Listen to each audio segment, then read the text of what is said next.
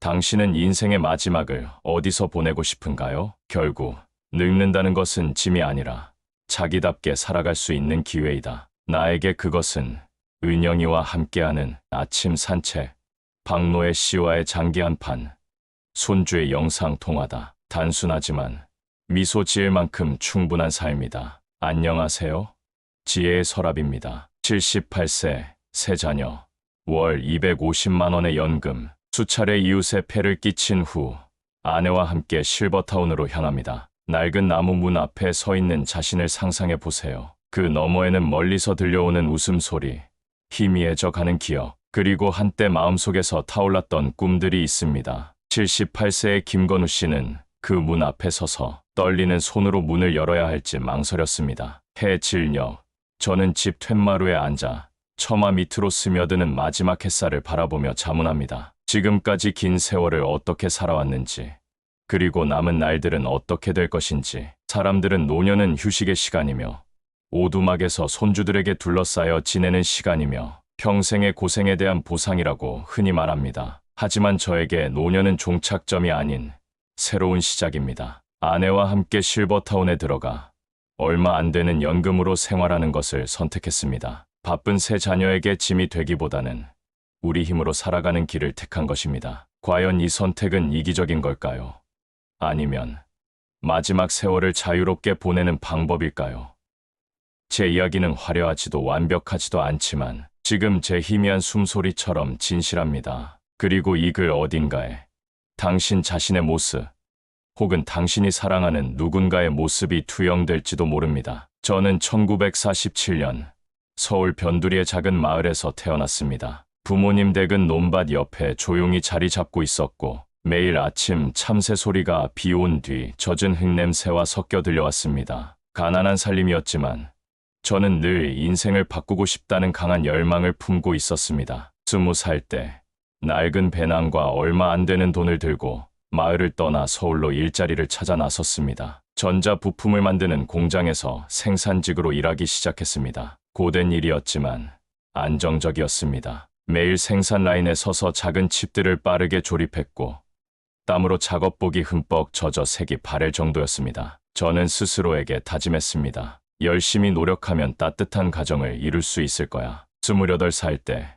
동료가 주최한 찻자리에서 은영을 만났습니다. 그녀는 수수한 녹색 한복을 입고 긴 검은 머리를 단정하게 묶었으며 가을 햇살이 나무십 사이로 쏟아지는 듯한 따뜻한 눈빛을 가지고 있었습니다. 우리는 사소한 것들에 대해 이야기했습니다. 벚꽃 향기나 옛 미녀 같은 것들이었죠. 은영이가 웃을 때 제 심장이 멎는 듯한 느낌이 들었습니다. 그리고 불과 3개월 후 우리는 고향에서 작은 결혼식을 올렸습니다. 친척 몇 명과 조상님, 재단에 놓인 흰 쌀밥 냄새가 풍기는 소박한 결혼식이었죠. 장남 태영은 이듬해에 태어났고 뒤이어 지수와 수진이가 태어났습니다. 갓 부모가 되었을 때 저와 은영이는 마치 서투른 새들처럼 둥지를 만드는 방법을 배워가며 하루하루를 보냈습니다. 저는 밤늦게까지 일하고 우유값과 기저귀 값을 벌기 위해 잔업을 했습니다. 은영은 집에서 재봉틀을 돌리며 아이들 옷을 찢고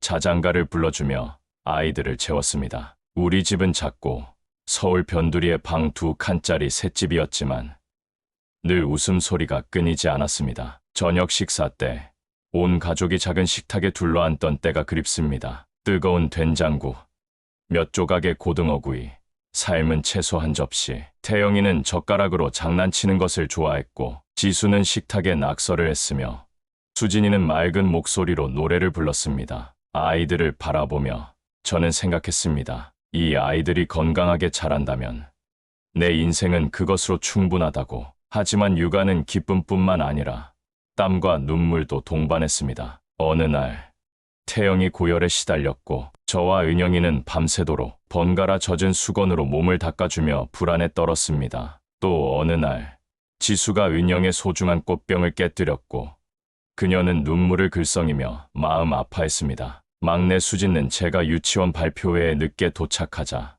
엉엉 울었습니다. 저는 자책했습니다. 하루 휴가를 내서 곁에 있어줬어야 했다고. 하지만 결국 저는 일에 몰두했고 돈을 벌면 가족이 행복해질 거라고 믿었습니다. 시간이 여름 바람처럼 빠르게 지나갔습니다. 태영은 성장하여 인류 대학에 합격했습니다. 온 가족의 자랑이었죠.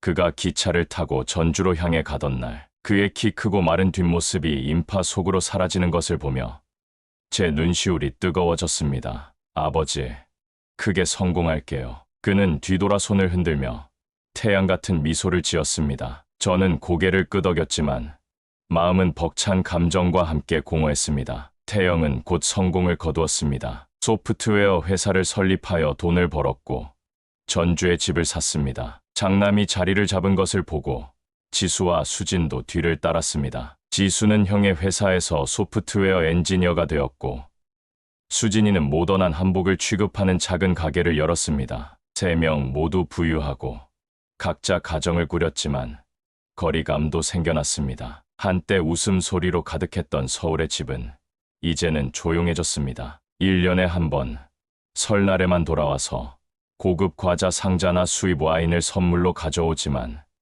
대화는 늘 짧습니다. 아버지, 어머니, 건강하시죠? 늘 하는 인사치레 같은 질문이지만 그가 허리 통증이나 잠 못 이루는 밤에 대해 이야기하기 전에 화제는 바뀝니다. 일이 너무 바빠서 다음에는 더 오래 있을게요. 은영이는 정원에 앉아 집으로 이어지는 작은 길을 바라보며 중얼거립니다. 아이들은 우리를 잊은 걸까요?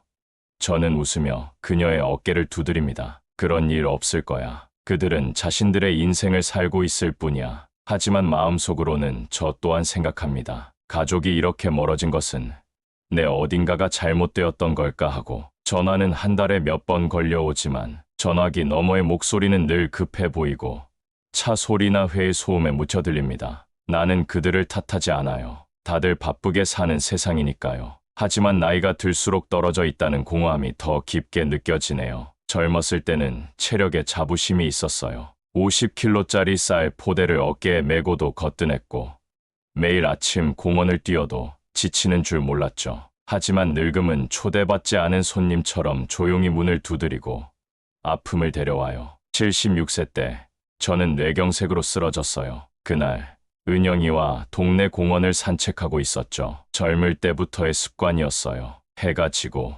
벚나무 길에 붉은 노을이 번지고 있었죠. 그녀를 처음 만났을 때 이야기를 하고 있었어요. 초록색 한복을 입었던 그때 말이죠. 그러다 갑자기 머리가 핑 돌았어요. 손발이 저리고 저는 돌 벤치에 쓰러졌고 은영의 비명 소리가 귓가에 맴돌았어요. 여보, 그녀는 허둥지둥 저를 안았고 주름진 얼굴에 눈물이 뚝뚝 떨어졌어요. 울지 마라고 말하고 싶었지만 목이 말라서 말이 나오지 않았어요. 다행히 근처에 사는 이명은 씨가 개를 산책시키다가 지나갔어요. 그 광경을 보고 그는 즉시 구급차를 불렀고 은영이와 함께 저를 병원으로 옮겨줬어요. 의식이 흐릿해지는 와중에 그녀가 귓가에 속삭이는 소리가 들렸어요. 여보, 사라져. 제발.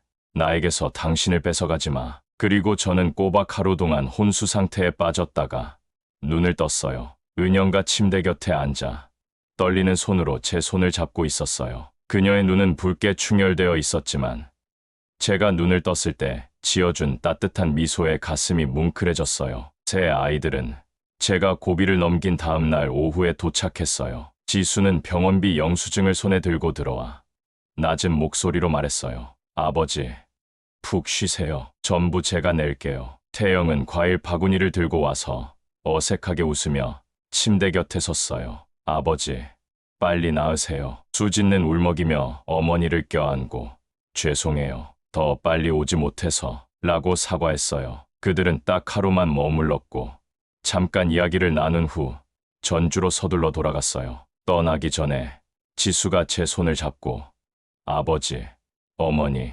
건강하세요. 더 자주 올게요. 라고 말했어요. 하지만 저는 그게 바람처럼 스쳐 지나갈 약속이라는 걸 알고 있었어요. 그날부터 저는 늙음의 취약함을 실감하기 시작했어요. 어느 날 장을 보고 돌아오다가 열쇠를 잊어버린 적이 있었어요. 은영이는 문 앞에서 허둥댔고 저는 떨리는 다리로 뒤쪽 낮은 담을 넘으려고 했어요. 그러다 무릎에서 뚝 소리가 나면서 쓰러졌고 은영과 비명을 질렀어요. 다행히 뼈는 부러지지 않았지만 찰과상을 입었고 저는 숨을 헐떡이며 무력감에 휩싸였어요. 동네에 사는 유미 씨가 소리를 듣고 동그란 눈으로 달려왔어요. 할아버지, 괜찮으세요? 그녀는 담을 넘어 문을 열어줬고 차까지 끓여줬어요. 그녀의 작은 손이 차 주전자를 들고 있는 모습을 보면서 저는 생각했어요. 이 늙은 부부가 이웃 사람들 없이 어떻게 살아갈까라고. 은영이도 기억이 희미해지기 시작했어요. 어느 날 냄비를 불에 올려놓은 채 잊어버렸고 탄 냄새에 제가 허둥지둥 불을 껐어요. 또 어느 날 그녀는 저를 지수씨라고 불렀고 제가 내 이름 잊었어. 나야라고 말하자 그녀는 쑥스러운 듯 웃었어요. 어머나, 깜빡했네. 내가 치매인가 봐. 그런 순간들이 저를 괴롭게 만들었어요. 우리는 늙고 약해졌고 이웃의 친절에 언제까지나 의지할 수는 없어요. 그렇다고 자식들에게 의존하는 건 불가능합니다. 태영이는 회사를 경영하느라 바쁘고 지수는 새로운 프로젝트에 매달려 있으며 수진는 둘째 아이를 낳은 지 얼마 되지 않았습니다. 어떻게 그들에게 모든 것을 버리고 늙은 부모를 돌보라고 할 수 있을까요? 비 내리는 날, 저와 은영은 낡은 집 작은 식탁에 마주 앉았습니다. 희미한 형광등 불빛이 그녀의 얼굴을 비추었고 깊은 주름살이 인생의 지도처럼 떠올랐습니다. 우리는 말없이 벽시계의 째깍거리는 소리만 들었습니다. 그때 은영이가 바람처럼 가벼운 목소리로 말했습니다. 여보, 실버타운에 들어가는 건 어때요? 저는 놀라서 그녀를 쳐다봤습니다. 찻잔을 든 손이 공중에 멈췄습니다. 실버타운, 제 머릿속에서 그곳은 외로운 사람들, 자식이나 친척이 없는 사람들의 장소였습니다. 진심이냐고 되물었습니다. 그녀는 고개를 끄덕이며 드물게 결연한 눈빛으로 말했습니다. 아이들에게 폐를 끼치고 싶지 않고 내가 무언가를 잊을 때마다 당신을 걱정시키고 싶지도 않아요. 거기라면 제대로 보살핌을 받을 수 있을 거예요. 어떻게 생각해요? 그 말은 제 조용한 마음에 호수의 돌을 던진 듯 파문이 일었습니다. 저는 일주일 동안 묵묵히 생각에 잠겼습니다. 제 연금은 월 250만 원. 많지는 않지만 신중하게 쓰면 검소한 생활은 할 수 있습니다. 은영이는 연금이 없지만 우리에게는 2억 원의 저축이 있습니다. 오랜 세월 과로와 그녀가 쇼핑을 참아가며 모아온 돈입니다. 저는 시내 실버타운을 알아보기 시작했습니다. 서울 교외, 버스로 30분 정도 거리에 있는 시설을 방문했습니다. 고풍스러운 건물에 푸르른 정원이 있었고 벚꽃나무가 그늘을 드리우고 옛 고향처럼 새들이 지저귀고 있었습니다. 방은 깨끗했고 2인용 침대, 작은 옷장, 정원이 보이는 큰 창문이 있었습니다. 젊은 간호사가 밝은 미소로 맞이해 주었습니다. 안심하세요. 수문의 시간 간호가 가능하고 매일 체조나 장기 같은 활동도 있습니다. 비용은 저렴하지는 않지만 월 250만 원의 연금과 2억 원의 저축이 있다면 몇 년 동안은 충분히 지낼 수 있고 집을 팔 필요도 없습니다. 저는 그 집을 남겨두고 싶었습니다. 아이들이 부모를 떠올릴 때 돌아올 수 있는 장소로, 우리를 이어주는 마지막 끈으로. 비가 내리는 밤, 저는 새 아이에게 전화로 이 사실을 알렸습니다. 태영이가 가장 먼저 반대했습니다. 전화 너머로 다급한 목소리로 아버지, 어머니, 아직 건강하신데 왜 그런 곳에 가시려고 하세요? 집에서 간병인을 고용할게요. 제가 돈을 낼 테니라고 말했습니다. 지수는 차분하게 말했습니다. 전주로 오세요. 제 집에 빈 방도 있고 손주들도 할아버지, 할머니를 보고 싶어 해요. 수진은 울면서 아버지, 어머니가 버려졌다고 생각하는 건 싫어요. 더 자주 찾아뵐 시간을 낼게요 라고 말했습니다. 친척들도 술렁거렸습니다. 전통을 중시하는 삼촌이 전화로 꾸짖었습니다. 이상한 짓 하지 마라. 아직 건강하신데 실버타운이라니. 은영의 언니는 한숨을 쉬며 아이들을 믿지 못하는 거야? 라고 말했습니다. 하지만 저와 은영은 결심했습니다. 아이들을 믿지 못해서가 아니라 저에게는 흔들리지 않는 3가지 이유가 있었기 때문입니다. 첫 번째 이유, 저에게는 돈이 있고 젊은 시절처럼 자립하고 싶습니다. 장남 태영이가 전화 너머로 차분하고 낮은 목소리로 아버지, 실버타운 비용은 전부 제가 낼 테니 걱정하지 마세요라고 말했을 때 저는 감동해서 눈물이 쏟아질 뻔했습니다. 제가 예전에 팔에 안고 자갈길을 걸어 초등학교까지 데려다 주던 아이가 이제는 훌륭한 어른이 되어 늙은 부모를 지키기 위해 손을 내밀어 주는 것입니다. 하지만 전화를 끊은 후 머릿속에 떠오른 것은 몇 년 전 태영이의 집에서 저녁 식사를 함께 했을 때의 며느리의 표정이었습니다. 그날 제가 끈질긴 허리 통증을 호소하자 태영이는 부모님 일은 전부 제가 알아서 할게요 라고 약속했습니다. 며느리는 아무 말 없이 조용히 식기를 치웠지만 그녀의 손이 잠시 멈칫했고 입가가 살짝 굳어졌습니다. 저는 깨달았습니다. 며느리가 불효를 저지르고 싶어 하는 것은 아닙니다. 하지만 그녀가 짊어진 가족의 부담은 이미 너무나 큽니다. 어린 두 아이, 주택 융자 상환, 그리고 태영이의 회사로부터의 압박까지. 저는 부자가 아닙니다. 태영이처럼 호화로운 별장도, 지수처럼 번쩍이는 차도, 수진처럼 패션 가게도 가지고 있지 않습니다. 하지만 가난하지도 않습니다. 제 연금은 월 250만 원. 여유 있는 액수는 아니지만 절약하면 생활할 수 있는 돈입니다. 게다가 우리에게는 2억 원의 저축이 있습니다. 공장에서 땀 흘리며 일했던 날들과 은영이가 새 옷을 참아가며 아이들을 위해 모아둔 돈의 결실입니다. 그 돈은 재산이라고 할 수는 없지만 제 일생의 노동의 결정체이며 78세의 지금 제 자존심을 지키기 위해 쓰고 싶은 것입니다. 누구에게도 의지하지 않고 아이들에게도 의지하지 않고 젊은 시절을 떠올립니다. 서울에 처음 왔을 때 저는 두 손밖에 가진 것이 없었습니다. 공장에서 나무 의자에 엎드려 잠을 자고 고향의 부모님께 보낼 돈을 모으기 위해 소금 주먹밥을 먹었습니다. 벌어들인 100원이 자랑스러웠고 스스로 설 수 있다는 증거였습니다. 50년 동안 그렇게 살아왔습니다. 그렇다면 왜 늙어서 아이들에게 제 짐을 지게 할 필요가 있을까요? 저는 태영이 가족의 계좌에서 실버타운 비용을 인출하는 것을 원하지 않습니다. 그가 아들의 지출을 줄여 저를 부양하는 것도, 수진이가 가게에 한복을 팔아 송금하는 것도 싫습니다. 제 아이들은 효자라고 생각합니다. 하지만 그들에게는 그들의 인생이 있고 제가 예전에 쫓으라고 등을 떠밀었던 꿈과 책임이 있습니다. 예전에 공장에서 함께 일했던 승원 씨를 찾아간 적이 있습니다. 그는 뇌졸중으로 반신이 마비되어 아들이 매달 보내는 돈으로 살아가고 있었습니다. 그는 슬픈 목소리로 말했습니다. 여보, 이런 생활은 싫어. 아들은 나 때문에 야근을 하고 며느리는 매일 불평을 해. 나는 마치 그의 등에 올라탄 돌덩이 같아. 떨리는 손으로 찻잔을 든 승원 씨를 보며 저는 마음속으로 맹세했습니다. 저렇게는 되고 싶지 않아. 아이들이 저를 불쌍함과 피로가 섞인 눈으로 바라보는 것도, 그들이 부부끼리 저 때문에 다투는 것도 싫습니다. 저는 자립하고 싶은 것입니다. 50kg의 쌀 포대를 누구의 도움도 없이 짊어졌던 그날처럼, 태영이의 자전거를 고치기 위해 기름때 묻은 옷을 입었던 그때처럼. 은영도 찬성해 주었습니다. 알뜰하게 그녀가 제 손을 잡고 그리운 듯 부드러운 눈으로 말했습니다. 여보, 우리 결혼한 날 기억해.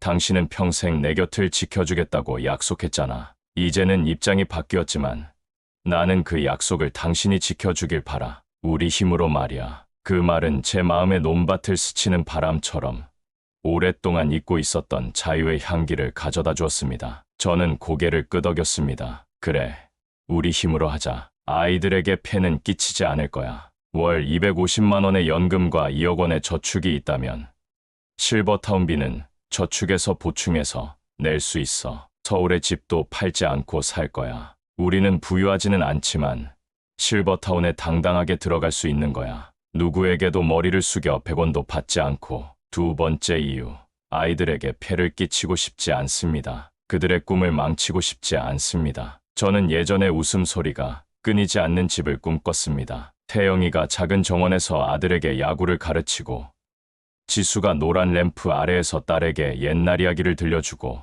수진가 어린 시절의 맑은 목소리로 손주에게 자장가를 불러주는 그런 집을. 주말 오후 가족 모두가 식탁에 둘러앉아 고등어구이 냄새가 풍기고 은영과 간장을 쏟은 아이들을 사랑스럽게 꾸짖는 모습을 상상했습니다. 하지만 그 꿈은 제 머릿속의 아름다운 그림에 불과했고, 현실은 짧은 전화, 바쁜 설날 방문, 그리고 돌아갈 것을 알면서도 지킬 수 없는 약속뿐이었습니다. 제 아이들은 전주에 살고 있습니다. 서울에서 300km 이상 떨어진 곳. 그것은 거리의 문제가 아니라 그들이 부모를 떠나 자신의 인생을 건설했다는 증거이기도 합니다. 태영이는 소프트웨어 회사의 사장으로 매일이 긴장된 회의와 먼 곳으로의 출장입니다. 지수는 주임 기사로 승진하여 프로젝트를 끝내기 위해 밤늦게까지 일합니다. 그 말은 작은 등불 같았다. 차가운 방을 따뜻하게 밝히고 내 마음속 불안을 몰아냈다. 가족과 사회의 반응, 그리고 나의 생각. 실버타운에 들어간다는 결정을 두고 친척들 사이에서는 여러 말이 오갔다. 작은아버지는 전화로 꾸짖듯 말했다. 그렇게 하면 가족의 전통을 버리는 셈이야. 은영의 언니는 한숨을 쉬며 말했다. 아이들을 믿지 못해서 그러는 거야. 옛 친구 경원 씨는 집을 찾아와 고개를 저었다. 이해할 수 없어. 아이들이 그렇게 부유한데 왜 돌보게 하지 않는 거야? 나는 웃으며 별다른 설명을 하지 않았다. 그들이 이해하지 못해도 나는 그들을 탓하지 않는다. 사람마다 가치관이 다르니까 이것이 나의 방식일 뿐이다. 한국 사회에서는 오랫동안 자식이 부모를 돌보는 것이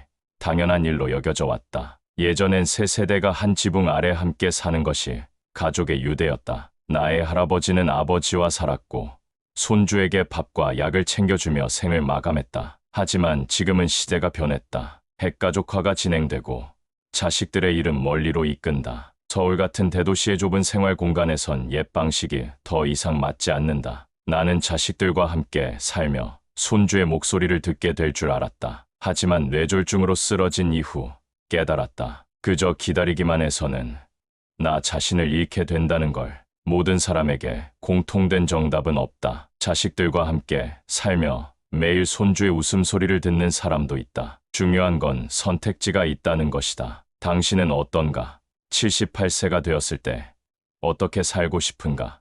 자식에게 의지할 것인가? 아니면 스스로 작은 안식처를 찾을 것인가? 지금 당장 답을 내리지 않아도 좋다. 하지만 언젠가 당신도 이 갈림길에 서게 될 것이다. 노년의 평온함과 깨달음 속에서 지금 나는 실버타운의 작은 방에서 이 글을 쓰고 있다. 나는 평온하다. 더는 자식들이 자주 찾아오지 않는다고 해서 내가 짐이 되었다고 걱정하지 않는다. 태영이는 매달 전화를 걸어온다. 차분한 목소리로 말한다. 아버지, 잘 지내세요?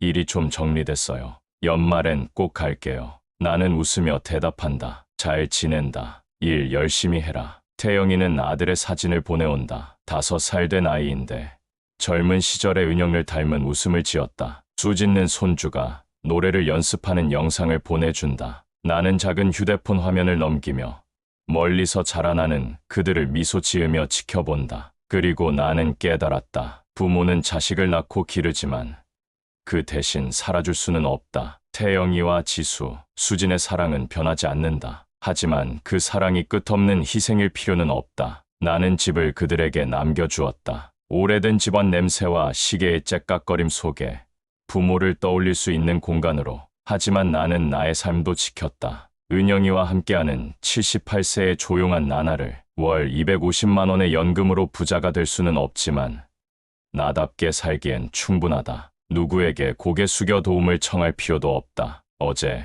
실버타운 모임에 참석했다. 노인들이 인생을 서로 이야기하는 자리였다. 내 차례가 되어 일어서며 조금 떨리는 목소리로 말했다. 나는 78년을 살아왔습니다. 대부분은 자식들을 위해서였습니다. 하지만 지금은 나 자신을 위해 사는 법을 배웠습니다. 모든 것을 자식에게 주지 말고 조금은 남겨두세요. 돈뿐만 아니라 자존심과 자유도. 노인들은 박수를 쳤고 박노해 씨는 웃으며 말했다. 정말 잘 말했다네. 혹시 누군가 나에게 실버타운이 좋은 선택인지 묻는다면 나는 바로 대답하지 않을 것이다. 대신 이렇게 말하고 싶다. 당신은 인생의 마지막을 어디서 보내고 싶은가요? 결국 늙는다는 것은 짐이 아니라 자기답게 살아갈 수 있는 기회이다. 나에게 그것은 은영이와 함께하는 아침 산책, 박노해 씨와의 장기 한판, 손주의 영상 통화다. 단순하지만 미소 지을 만큼 충분한 삶이다. 수진은 패션 매장을 운영하면서 어린 아이를 키우고 새로운 점포를 열기 위해 바쁘게 움직이고 있습니다. 저는 그 아이들이 정말 자랑스럽습니다. 한때 아버지에게 의지하던 아이들이 이제는 강하고 성공한 어른이 되었으니까요. 하지만 그런 자부심이 있기 때문에 저는 그 아이들을 서울로 다시 불러들일 마음이 생기지 않습니다. 약해진 노부부를 돌보게 하려고 아이들의 꿈을 포기하게 만든다는 건 도저히 견딜 수 없는 일이니까요. 민수는 한때 이렇게 말했습니다. 아버지, 어머니, 집 팔고 전주로 오세요. 우리 집은 넓고 방도 준비할 수 있어요. 그 말을 들었을 때 제 마음은 따뜻해졌습니다. 하지만 3년 전 그의 집을 방문했을 때가 떠오릅니다. 며느리는 부엌과 거실을 오가며 요리를 하고 두 아이를 돌보고 있었습니다. 민수가 앞으로 부모님도 여기서 함께 살 수 있어요라고 말했을 때 며느리의 손이 떨리며 잠시 멈췄습니다. 그녀는 곧 억지로 미소를 지으며 감췄지만 저는 그녀를 탓하지 않습니다. 그녀는 훌륭한 어머니이고 헌신적인 아내입니다. 하지만 그 집은 이미 그들만으로도 책임감으로 가득 차 있었습니다. 저와 은영이가 이사 간다면 짐뿐만 아니라 약, 허리 통증으로 잠 못 이루는 밤들, 그리고 우리 세대의 낡은 습관들까지 함께 들고 가게 될 것입니다. 그건 젊은 가족에게는 감당하기 어려운 짐입니다. 저는 함께 사는 가족 사이에서 일어나는 슬픈 현실을 여러 번 보아왔습니다. 공장 시절 친구인 경태 씨는 아들과 함께 살기 위해 평택으로 이사했습니다. 처음엔 평온했습니다. 집 밥을 먹고 손자에게 할아버지라고 불렸죠. 하지만 곧 압박이 생기기 시작했습니다. 며느리는 그가 밥 먹는 소리가 시끄럽다고 불평했고 아들은 수도세와 전기세가 늘었다며 고민했습니다. 어느 날 공원에서 만난 경태 씨는 돌 위에 혼자 앉아 탁한 눈빛으로 이렇게 말했습니다. 여보,